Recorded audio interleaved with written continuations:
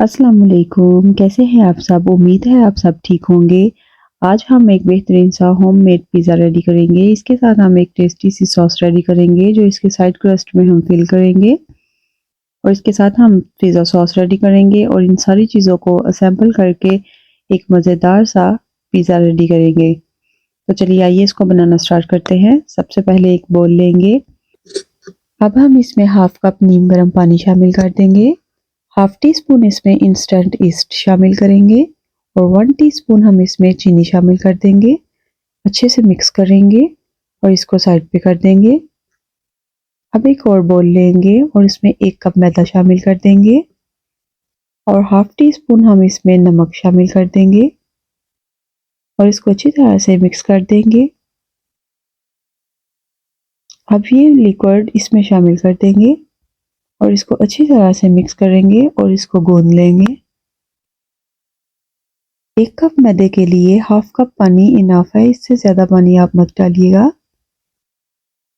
इसी पानी में हम इसको अच्छी तरह से गूंद लेंगे। अब अपने हाथों पे हम ऑयल लगा के इसको अच्छी तरह से गूंद लेंगे। गूंदने के बाद हम इसको कवर करके कुछ देर के लिए राइस होने के लिए रख देंगे।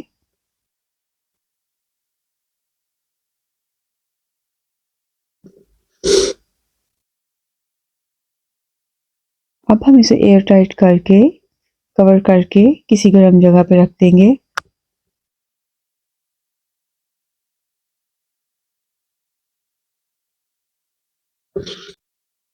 राइस होने के बाद हम इसको निकाल लेंगे।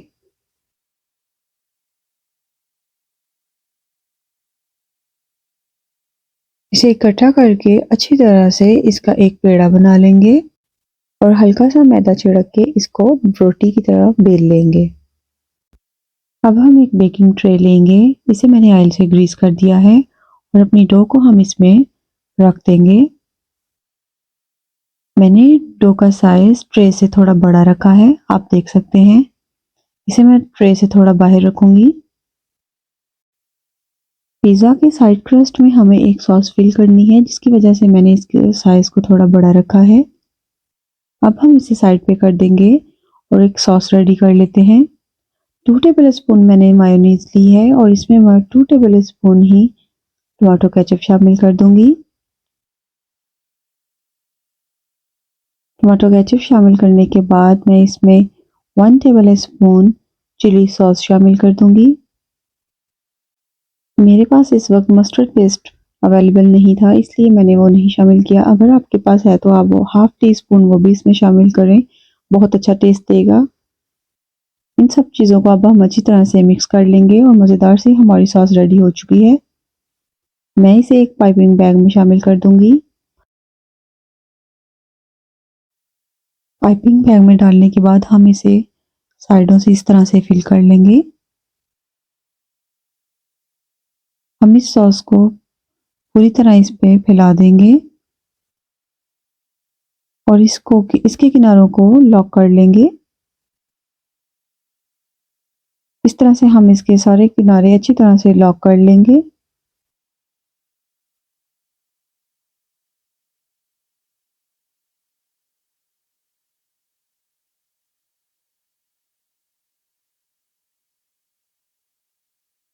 साइडों की हमारी फिलिंग रेडी हो चुकी है।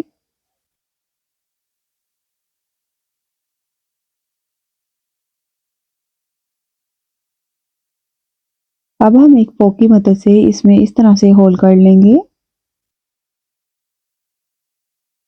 पूरी पिज़्ज़ा बेस में हम इस तरह से फोक की मदद से होल कर लेंगे। अब हम इसे ढाँप के एक साइड पे कर देंगे। सबसे पहले हम पिज़्ज़ा सॉस रेडी कर लेते हैं। पिज़्ज़ा सॉस रेडी करने के लिए मैंने 2 टेबल स्पून ऑयल लिया और उसमें बारीक चॉप किया हुआ प्याज शामिल कर दिया। हल्का सौटे करने के बाद मैं इसमें लहसुन शामिल कर दूंगी। लहसुन को मैंने बारीक चॉप कर लिया है। प्याज और लहसुन को हम अच्छी तरह से भुनेंगे। बहुत ज़्यादा इसे डार्क ब्राउन नहीं करना। हल्का भूनने के बाद हम इसमें टमाटर का पेस्ट शामिल कर देंगे। टमाटर का पेस्ट बनाने के लिए मैंने सिंपल 2 टमाटर लिए और इसको अच्छी तरह से वॉश करके थोड़ा सा पानी शामिल करके इसका फाइन सा पेस्ट बना लिया।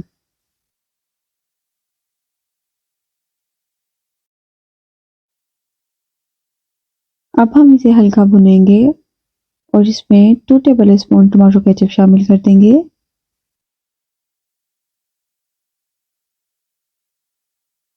To tablespoon tomato ketchup शामिल करने के बाद हम इसमें कुछ स्पाइसेस शामिल कर देंगे।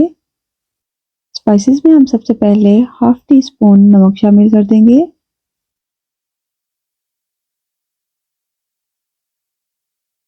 हाफ टी स्पून ही हम इसमें कुटी हुई सुरख मिर्च शामिल कर देंगे।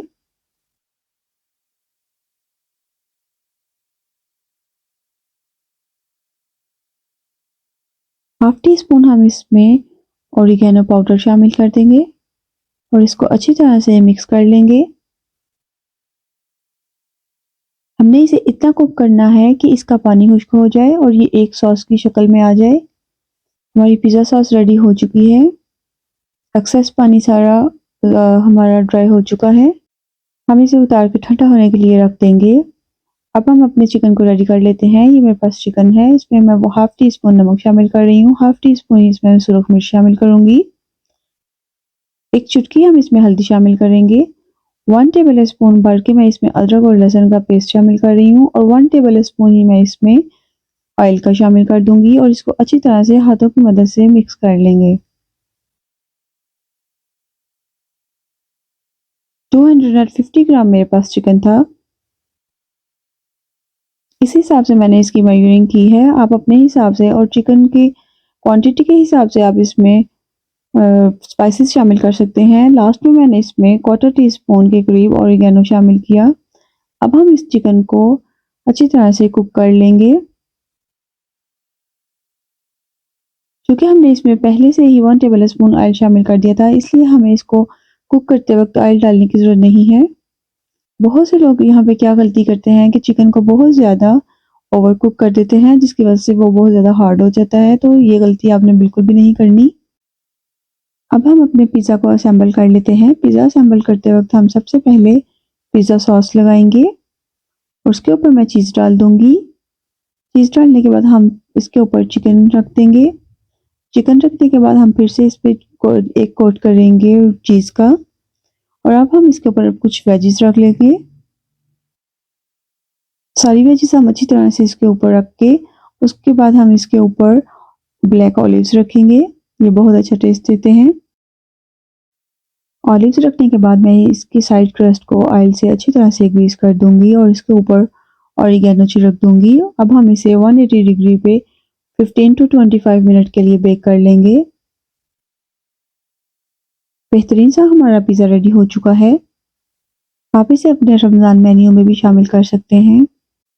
अल्लाह ताला आपके खाने में बरकतें अता करे, आपके रिज़्क़ को फ़राख करे और आपके दस्तरखान की रौनकों को हमेशा आबाद रखे।